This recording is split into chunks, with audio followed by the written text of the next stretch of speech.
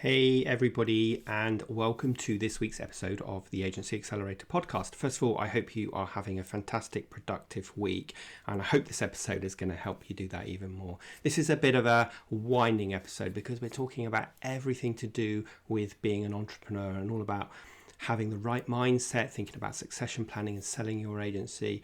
And I'm excited to have Kevin Urrutia with me, and he runs Voy Media, but as you will hear, he has his finger in many pies and has started a whole number of businesses. So we explore what drives him and some of the lessons that he's learned and some of the advice that he gives to you to make sure that you maintain that winning mindset.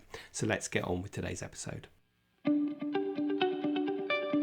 Accelerate your agency's profitable growth with tools, tips, and value-added interviews with your host, agency owner and coach, Rob DaCosta. Hey everybody, and welcome to the latest episode of the Agency Accelerator Podcast.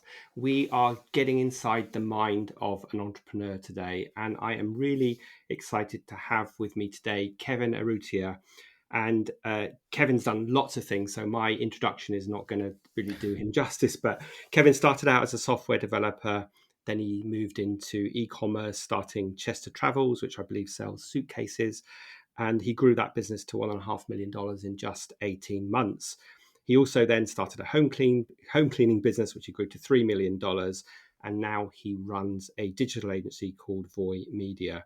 And if that wasn't enough, he's also the co-author of Digital Marketing Made Easy and Key Concepts of Digital Marketing, and a podcaster too. So welcome, Kevin. That sounds like that you don't have enough hours in the day to do all of those things.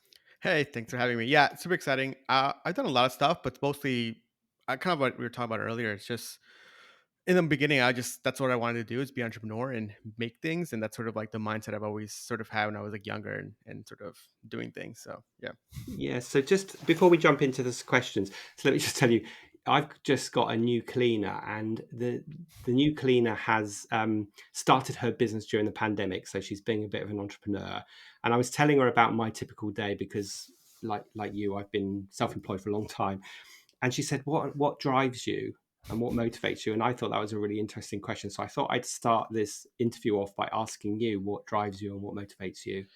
At least for me, what drives me and motivates me, I think for me, it was always like I've always wanted to do my own thing. And that has always driven me. It's like that concept of, hey, I'm my own boss, I have my own things, and building my own like products or, companies. At least for me, like, I don't know, it's like I always think about it as in, well, growing up, I would always like see people and I'd be like, what makes them different than me? And I was like reading about them. I was like, this person's a normal person. And I was like, I can be that person. I've always think I could do it. And that's sort of what's always driven me where I always thought like, oh my God, this person must be super smart.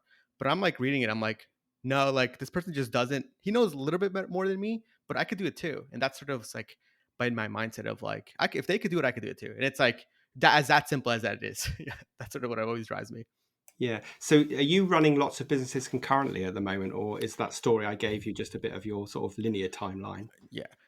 It depends. Like what I'm focusing on right now is mainly Voy Media, which is the marketing agency. But back then, like when I was starting my other companies, I had like all those things that I was like thinking about. Like the maid cleaning company was first, so I started that one right after I quit my job in San Francisco. I was there for about 2.5 years. Then I was like, I gotta go do my own thing, and then I started the cleaning company. And while I was doing the cleaning company, that's kind of when I thought of idea of to do like the outdoor gear company, which is Montum, and that spun out of still running the cleaning company, but using the resources that I had, like the income that was coming in for the cleaning to like get the inventory, to hire the staff, and then from there, that started the luggage company, and that's sort of all these sort of things kind of were built around the same time within like a 5 year span. But in the beginning, like anything, everything was like a mess. Like we're all working on things at the same time, and then as things got bigger, we sort of like spun out people like, okay, hey, this guy that works for me at the cleaning company, he's pretty good. Let him just run the outdoor gear company because I just don't have time. So that's kind of how it happened. And eventually it's like stuff that's split. And then you're saying, okay, like separate Slack channels, separate email channels. Like we can't have employees doing this and this because then like people get too confused on what is the responsibility. But yeah, in the beginning, I tell people like we just did everything at once because the cleaning company was providing a lot of the cash flow to fund stuff. Yeah. And I guess when we're starting out and we're younger and naive, perhaps a bit more naive, we probably are, are more willing to take those risks.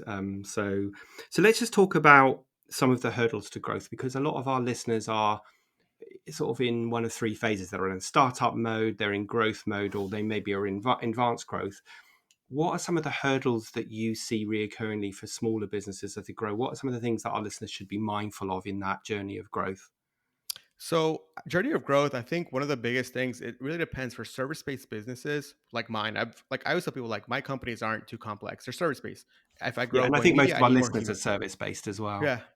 Yeah, honestly, one of the biggest hurdles to growth, at least for the cleaning company and even for Voy Media, is just having great employees that are trained up to do the work that you want them to do. And I think that's very hard on the industry that you're in. For cleaning, for example, cleaning is very easy. So we would get a lot of people saying, "Hey, I'm a cleaner, right? Anybody can clean. I could clean. You could clean. I'm not the best cleaner. Maybe you're a great cleaner, but that sort of quality of cleaning is hard to sort of get right. And I think for cleaning it's even harder because everybody's definition of clean is different. Like a bachelor's clean is different than like a married person's cleaning. So it's like we gotta account for all these things. So at least for us, making sure that we have like a checklist in place and getting them trained up. And we know, for at least for the maid company, we know we're always gonna make mistakes. So you should always have that mindset. So for us, it's like, hey, look, if something's not right, here's how you can contact us so we can make it right so they can get that great experience. Because I think service-based companies all about the experience. Even though like you might not like it, hey, here's how to get a refund. Here's how to, we're going to come back the same day to fix mistakes for you. So I think having that sort of system in place uh, allows yourself to growth because you have a great experience. And now, at least for us here in the US, we have a lot of Yelp and Google reviews are so important for growth that that's sort of how you build momentum, and that's how you get more people to come. And again, that applies to a lot of industries as well. Yeah, yeah, and I think that's good. And reviews online are so important, and you obviously don't want to have a bad one, but have a good one if you can get it. What's your feeling like right now? We're recording this in October 2021. We are all kind of hoping that we're coming out of a pandemic. We've all learnt to work differently. How do you think finding people has changed because of that?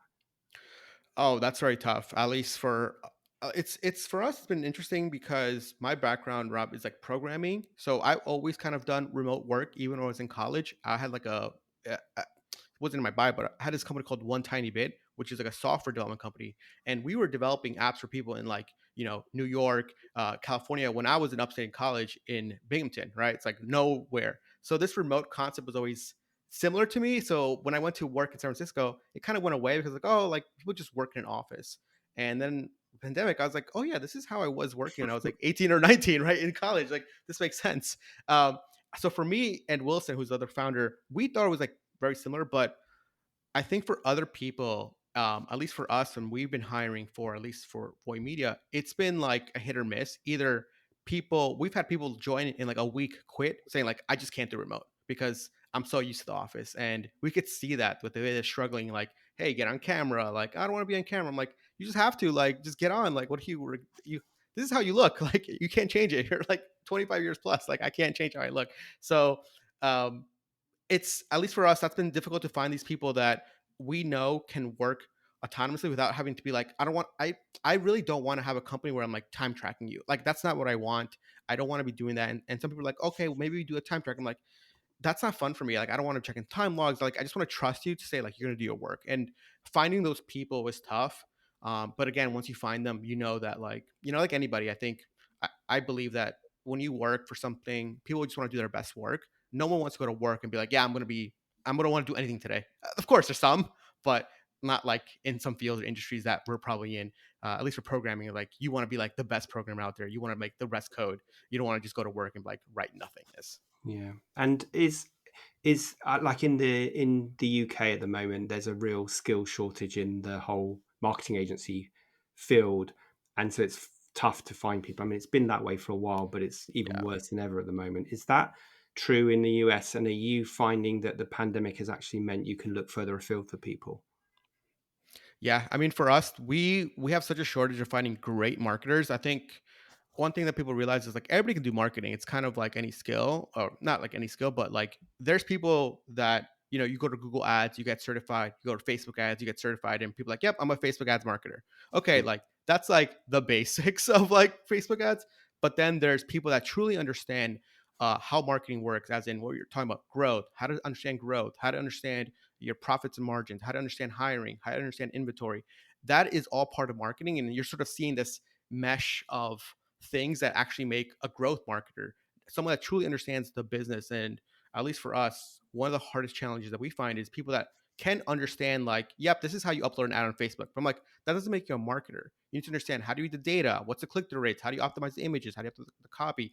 That's still a shortage of people truly understanding the fundamentals of marketing. And there's only a few people that can do that because they actually spend the time to go back and read, like Ogilvy, go read these great books of authors that have done it before. That, at least for me, is a shortage of those people. And I always tell people, those marketers, they're great, and they probably have their own business or they have their own company. They're not going to be working for me. So it's like harder to find like those great people. Yeah, but it's a good point that you make, which is I always feel like everyone in a business needs to have a bit of a commercial head on their shoulders. They need Yep. to understand the difference between um, delighting the client and over servicing. They need to understand the difference between Yeah. profit and loss. They need to understand the difference between, I always facetiously say to my clients, are you running a business or a charity? Yeah. Because if you're over servicing your clients by more than sort of 10 or 15%, then you're running a charity. And I So think funny. often, Yeah.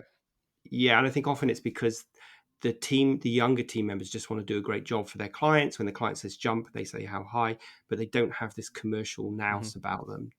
Yeah, and that's so true. It's something that we always struggle too with the agency. It's, you probably have this too, Rob, where I'm like, okay, a client wants like an extra thing. It's like, do we want to charge them? Do we want to delight them? It's like this battle between, should we charge them because we need the profit, but should we just like get them upset? It's, as an agency owner, you always want your customers to be happy, and it's always a battle of like, all right, fine, we'll do a free landing page because I know it's going to make them happier. I know they're going to stay again, but I think it's so important to realize, okay, how much money are you making? And it's funny because I always say that too. I'm like, I'm not running a charity either. It's so funny because I always do say that too. I'm like, well, at least I said it to Wilson. I'm like, dude, we're not running a charity. We need to make money. Like, Yeah, for sure. And I think the yeah, thing, I mean, this is a whole other topic that we yeah, could just talk about for hours, but I think one of the things is that if you make a conscious decision to overservice a client because you want to delight them and you want to help them, the key to that is to make sure the client understands that it's an extra on top of what they are normally paying for. So that when you don't do it next time, they're not disappointed because they understand you were kind of helping them out. it's so funny because we always try to say that too. And we're just like, I hope they understand that this costs us money. We're like, I don't know if they will understand that because they think it's free, right? It's every client's like, okay, this is just free. I'm like, you do it Yeah, once, they expect it free every single time. It's just like yeah, frustrating. I've written before, Kevin, about I wrote a blog or an email or something called "Can you just," that dreaded term that Yeah, clients use. Hey, Rob, can you just do this for me? Can you just do that? And in their mind, it's 5 minutes work, but of course, it's 2 hours work, and yeah. so we just have to be really mindful about that.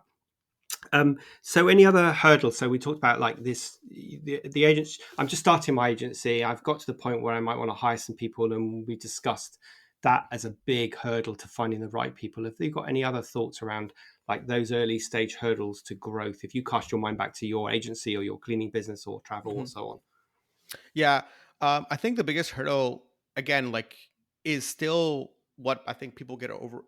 People sometimes get stuck with is like they think that they need to be doing all the work, all the service. I think that is something that early on for me was something I was like, oh yep, I don't want to be doing that because if I'm doing all the work, all the servicing, then I'm never going to grow like a business, and that's something that a lot of business people get stuck in. And for me, the realization was when you look at a bodega or like a street corner, you see like the owner of that business there, like doing the cashier, stocking. I'm just like, okay, like these people are quote unquote running a business, but it's actually like a full time, harder job. I was like, I don't want to be doing that. So getting out of that mindset, I think, is so important and very helpful for businesses. At least for me, like, yeah, people come to Voy Media and they see me. I'm on podcasts, I'm on YouTube, I'm on everywhere, and people was like, "Oh, I thought I was gonna work with Kevin." I'm like, "You're not gonna work with me. You're gonna work with my team." But like, they've been trained by me. They've been doing stuff. So I think that's sort of like a big hurdle that people need to get rid of. Because again, like, I understand that you want to do the service, you want to do the work because you're the one that knows everything. But at a certain point, you just can't scale and grow the business. And I think ultimately you want to grow your business, and you don't want to be the one managing the marketing. But again, it really depends. If you do want to do that, then great. But then go and find somebody that's going to be like a COO that's going to help you actually grow the business, because it's too hard to do both at the same time when you need to think about growth and you also need to be thinking about servicing your clients. Yeah, for sure. And it's interesting, isn't it, that an entrepreneur is, I always say they're the spark that got their business going, but they also become the roadblock to growth in the Yep. end, because they kind of got to get out of their own way, and they've got to realize that other people, they need to let other people do the work, and other people may not do it as well as them or in the same way as Yep. them, but that's okay. Yep. Yeah, that's so true. And that's something that you always going to have to at least find processes, systems saying, hey, this is how we're going to do things. Like, even for us, I think for us too, like we're always updating our internal system, internal processes, depending on the employees we hire. Okay, it seems like this person made this mistake. How do we avoid that? That way the client isn't upset next time. Okay, let's do a roadmap call. Let's do a bi-weekly call. Let's do this type of call. Let's invite them to Slack. Again, you as a business owner is, how do you optimize your company so you can actually bring on these people to service more clients? And again, keep delighting them with the great experience that you want to provide them. Yeah, for sure. I mean, as tedious as it might be for an entrepreneur, documenting your business processes so that you can replicate yourself and Yep. replicate the service that the experience that the client gets, is so important. And so now this agency's grown. They maybe have got, say, they've got 10 staff. What are, I keep putting you on the spot by asking you the same question, but I'm just interested to hear your experience of being there yourself. When I've got to that size where I have delegated, maybe I've got a COO and I'm getting stuff off my plate, what are the next hurdles to get to that next size, that sort of $1.5 million revenue target?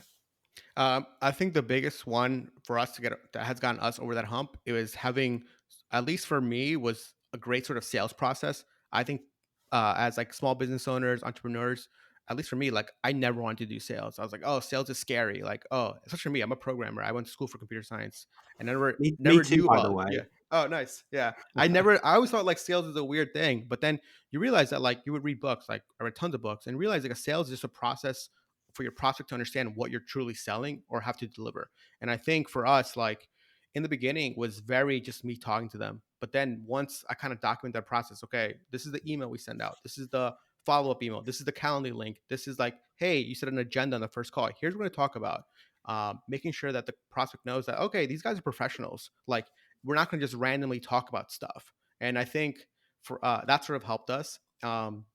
Another big one too, honestly, is just having a salesperson and moving your. It's, I tell like my friend calls. I'm not sure you probably heard of this too, right, Rob? But like as a founder, you're always gonna inherently close more than like a sales person. My friend calls it like a founder bonus, where like they're talking to the founder, so they're gonna like they're attracted to you. You're probably gonna be charismatic. Talk to them. You know your service in and out. So any questions they have, there's none of like, hey, let me go talk to my founder. Hey, let me go talk to the boss and see if we can do that, right? And Yeah. I never knew about that until like I hired a salesperson, and then they would email me like, Kevin, like the person on the call said this. I was like, this is the answer. I was like, but I guess they don't know it, but because I know it. So that's sort of interesting. Yeah. I mean, sorry, go on.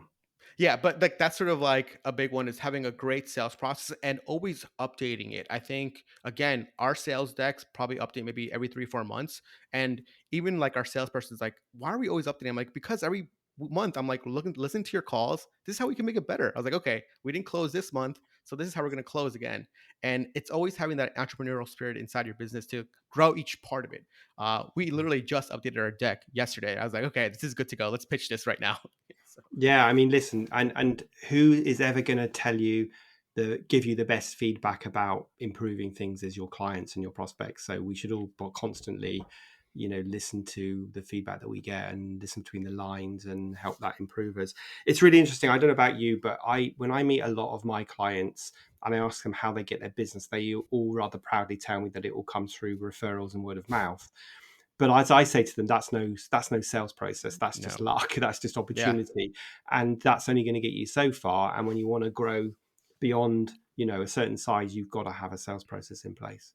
Yeah. And I think that's so true. Like people always say referrals, word of mouth. I'm like, that's so unpredictable. At least for us, we're doing cold outreach, we're doing cold calls, we're doing podcasting, we're doing YouTube videos. It's everything like to get people to like know our agency and then say, yep, great, you found us one way. Now let's sort of lead you to the way to work with us, start doing your marketing, your Facebook ads, your Google ads, whatever it might be. And again, that's the only way to have predictable growth and revenue essentially for your company, especially as you get bigger. You have 20, 30 people. that payroll is just like, okay, like we need business. Yeah. Yeah, for sure. And like you say, the problem about referrals and word of mouth is you have no control over when they come in, and you also have no control over the quality or the fit for your business. So you've got to do something, Yeah. more than that, right?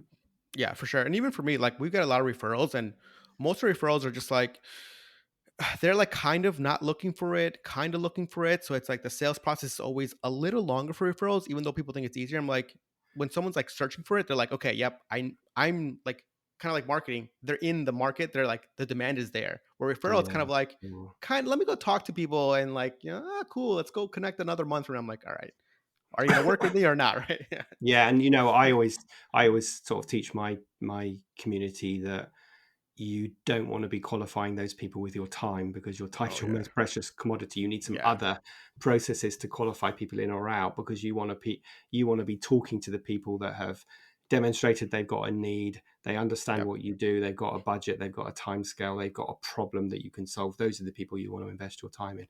I just want to pick up on one point that you said a bit earlier, which I think is worth reiterating, and that is that when you're growing a business any kind, you have to make a choice at some point. Is, am I building the brand being me, or am I Mhm. building the brand being a brand, and therefore I can replicate me through other people and through the service that we deliver? And I think that that's an important judgment that people need to make, because otherwise they stay in sort of freelancer space Yep. forevermore, kidding themselves that they're growing their business.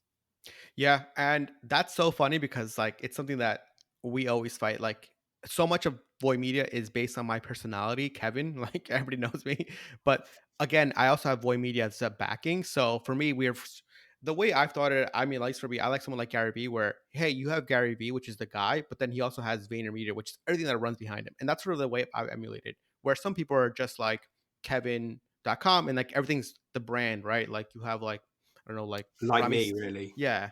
Yeah, someone like yourself, right? Which is just like everything's your name. Where for me, it's like, yes, I'm like the face of the company, but everything still goes to the branded of Voy Media. And I think that's super helpful to sort of distinguish that. But again, it's not perfect. And it's something that I think about too. Something my co-founder Wilson's like I mean, the thing we think about too, because you have to think about it. Let's say 5, 10 years from now, you want to sell the company. What are you selling? Am I selling Rob? Am I selling Kevin? Or am I selling the brand? And that's something that early on you're not thinking about it, but anything 10, 20 years from now, you never know what could happen. You want to sell it, Yeah, like, and that's something to for be sure. thinking about. And again, going back to my original businesses, in the beginning when you have like every company with one bank account, one P&L, that's a nightmare. And then when you want to sell it, it's like, all right, is this expense for this company or this company? And then you realize when you want to sell a company, you don't make these mistakes anymore. Like you're like, okay, everything's a little bit separate now.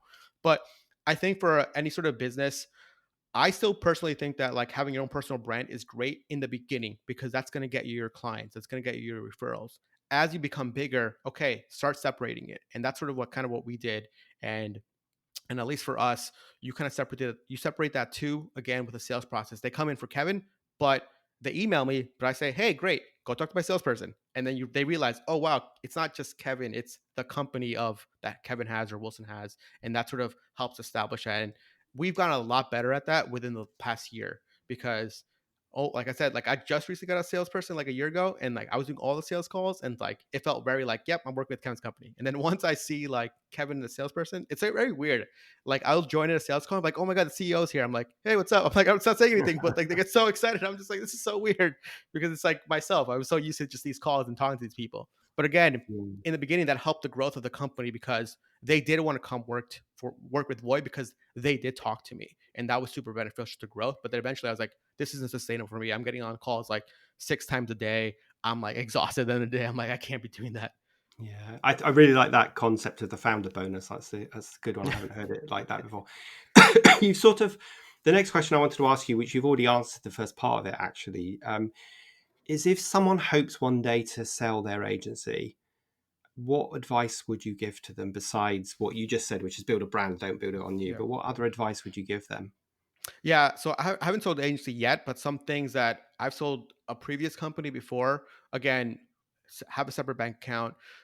One thing that I think that's important for people to think about too is sell your company when it's like on a high versus like on a low. That way you can just like get the highest valuation as possible, and you're not like questioning these like numbers. What does this mean? Why is it as a low? And like that's something that I've learned from my other companies where you want to sell it when it's its peak. You say, yep, like even though you're not ready. And again, if you want to sell a company, it's something you need to think about at least for like a year, because you're not going to find a buyer instantly, especially if you have an agency doing, anywhere between 5 to 6 million, because an agency is like a lot of people, and you need to say like, I've heard stories. My friend Josh sold an agency, and he said he sold it, and within like 6 months, the founder was like, "Yeah, like I can't run this because I never done an agency before." So he like took it back, but it was like a weird like mix. So ideally, you want to work with a company that has bought an agency before, so they know like kind of what you said. They know the struggles. They know what it really is. Like when I talk to other agency founders, I'm like, "Okay, you've done an agency. Like you know the struggles. You know the good and the bad." And I think Yeah, that's so important to think yeah, about. yeah. I can so relate to that story. When I sold my agency, we actually sold to a big US company in Minneapolis, and they weren't a marketing agency, and it was not a good Yeah. match. And after 2 years, which is I was tied in for 2 years, they offered to sell me the agency back for £1, and I said no thanks, because Yeah. they killed the brand and they just wanted Yeah. me to take the people and the responsibility. Um, I also think another really good point that you made is sell on a high. And I would Yep. extend that to say sell when you, the owner, are feeling really positive and not feeling burnt out. Like I sold my agency when I was Yep. feeling tired and burnt out. And I'm sure that would have impacted the value that we got for it, rather than, like you say, selling it on a high. So let's just a couple more things. I just wanted to get your thoughts on what makes a really good entrepreneurial mindset. What's the kind of right thought processes someone needs to have if they want to have the sort of success that you've had? I think for entrepreneurial mindset, I think it's being willing to just try new stuff. Which sounds easy. Like, I mean, you all have friends that you tell them a new idea and they're like, this isn't going to work. I'm like, you haven't even heard the idea yet. It's like, I was talking to a friend recently and I was like, hey, like, you should do like security guard for like people. And she's like, no, this is why it's going to work. I'm like, why are you so negative? I was like, and I think it's so simple, but being open to ideas and open to stuff and willing to try things is so important for entrepreneurial mindset. And I have tons of friends, and I'm just like, at least for me, I'm like, hey, I want to start a cleaning company. They're like, Kevin, like, what are you thinking about? You're like a computer scientist. I was like, yeah, but like, this could be fun to do. And they're like, why would I ever do that? You don't even clean. I was like, that's fine. Like, I think another thing that entrepreneurs get stuck in is, or at least like people that want to do businesses, is they think they have to do that job that they're like signing up for. Cleaning. I've never done a cleaning company. I've never cleaned before. My outdoor gear company. I started a hiking company. I hiked like everybody, quote unquote, hikes, but I wasn't an active hiker. But I can research what are trekking poles, what are backpacks, what are people looking for. Um, my luggage company. I was never really a traveler. I've never sold luggage before, but I knew about manufacturing. And again, you hear it all the time, like, oh, follow your passion, which is I think is great if you're like super rich because you can do whatever you want. But as an entrepreneur, like you're just looking for opportunities to make money. And then go ahead, once you make money, then go follow your passion. Then go do whatever you want and waste money. Even for me, marketing, like I was never went to school for marketing, but I understood how to market because of my businesses. So that's sort of like, oh, this is actually interesting to me. Being open to stuff, I think, is super important. I like reading about entrepreneurs. At least for me, I personally love reading about startups. Love reading about Elon Musk, like Mark Andreessen, early entrepreneurial guys. That stuff excites me. Like when I'm feeling kind of in a lull, I'm like, okay, I got to read like entrepreneurial book because it's gonna be excitement. I really like reading about these journeys from like building stuff. I don't really read fiction, but that's sort of like, at least for me, what I think is important Yeah, and sort of what helps me. yeah. I think that uh, the piece of advice about you don't have to be able to do the job is a really Yeah, important one, because I think a lot of time people think I have to be able to do everything. I yeah, can't possibly delegate unless I can do it myself, and that just isn't true. I think the other thing I would say to this is to, and it kind of goes in hand with your be open minded and try new things, is don't be scared of failing, yeah. Oh yeah, because we need to fail. I can't tell you I mean, I've been running this business for nearly 50, well, I'm in my 15th yeah. year now, and in terms of like this whole other topic, in terms of me getting into the online world, I can't tell you how many failures I've had. A lot more failures than I've had successes so far, but that's part of the journey that gets you to the next stage, right? Yeah, and that's so funny because if I tell people all the things that like I wake up to for the agency to the cleaning company, and you think about all the failures, you're just never gonna get it done. Like you probably had this too, where you wake up, you're like, wow, that's a crazy thing that's gonna happen today because like someone just quit out of nowhere. This client just complained about this. I'm like, oh my God, like you can't possibly think of everything, but you just take it and be like, okay, let me try to figure out how I'm gonna fix this today. And it's just having that mindset of let's get it done. And again, a big thing too is working with teammates or having a co-founder that is also like that, because that's going to make it so much easier than again having someone that's like stressed out or Yeah. freaking out. Yeah, for sure. Really quick question before we end this, because I'm conscious of time, but I know Voy Media works in the digital marketing space. So I was just interested to ask you, what kind of trends do you see coming down the line in the whole digital marketing world? Yeah, for me, the biggest trends that I see, at least for me, is that marketing is getting harder, which is good because the entrepreneurs are getting more savvy. They just know more, they understand more. Where before, you probably know, Rob, drop shipping was so big where anybody can go online.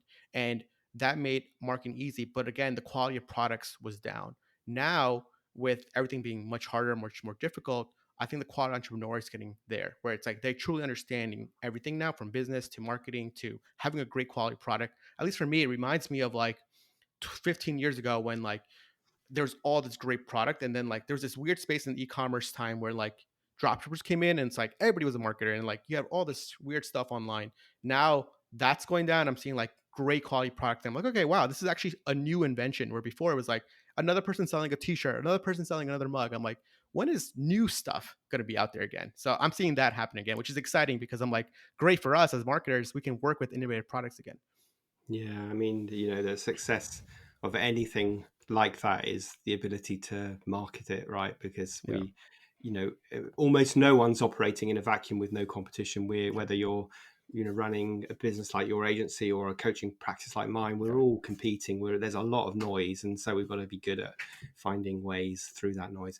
So, Kevin, if people wanted to reach out to you and find out more about you and your journey and Voy Media, where would they go? They could just email me, kevin@voymedia.com, or just go to voymedia.com. You can find me there. But that's Perfect. pretty much the best way. Okay. And I need to ask you one question I've forgotten to ask you, which I ask all my guests. And this is really important because we're just heading towards our 100th episode. And in our 100th episode, we're collating all of this into one episode. So if you could go back in time and give your younger self one piece of advice when you're just starting out in business, what would it be? One piece of advice, what would I give? I would say just go and do it. Like, don't be scared of failure. Like, I think that's the biggest thing that I would give myself is in the beginning, I was very scared of like, even kind of being on camera. That was very scary for me. I was like, oh my God, like people are going to judge me for how I look, how I talk.